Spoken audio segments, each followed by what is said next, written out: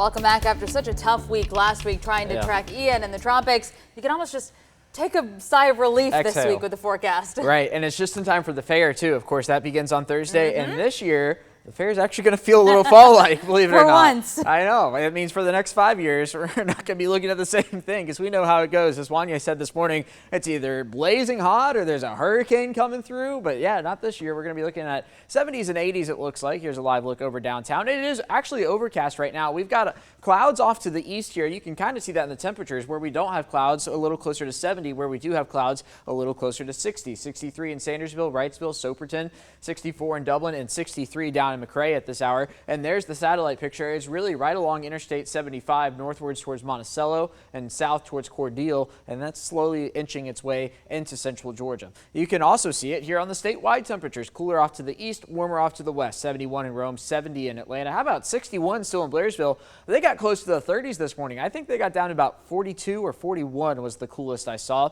Up towards the northeast, we do have what's left of Ian. That's that rain up there in New Jersey, New York, Pennsylvania. That's what's called a mid-latitude cyclone now, which means it's not going to become a tropical thing again, which means we don't have to worry about it here in the United States. So as we roll through the afternoon hours, these clouds will be hanging around. I do think we will see some breaks in them, enough to get up to about 75 today is what I'm going with for the high temperature. Then for tomorrow morning, a few degrees cooler than we got this morning, talking about the low 50s here in central Georgia as opposed to those mid 50s. And then tomorrow afternoon, a few degrees warmer than we're going to get today. So it's adding a little bit on either end in terms of the extremes, the highs and the lows. So a bigger gap tomorrow in terms of the high and the low. Then for Wednesday, there we go. It wouldn't surprise me to see a few 40s on the map. I do have 50 as the overnight low, but could we touch 49? Yeah, that's certainly possible. And then, of course, the fair arrives on Thursday. The good news is the start of the fair, we're going to be looking at plenty of sunshine for Thursday and for Friday. That does mean we are going to get a little hot outside, talking about the mid-80s. Then once we roll Friday into Saturday, these clouds are indicative of a front that's sliding through. The front's not going to be bringing any rain with it, but we are going to be looking at a big cool down that comes your way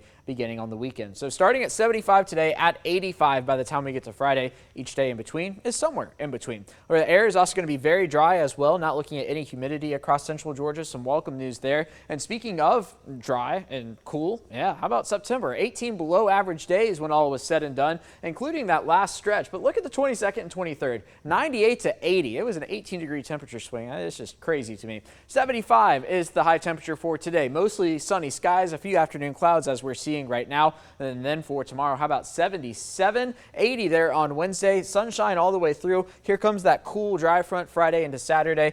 High temperature of about 74 by the time we get to next Sunday. A great fall weekend here in central Georgia.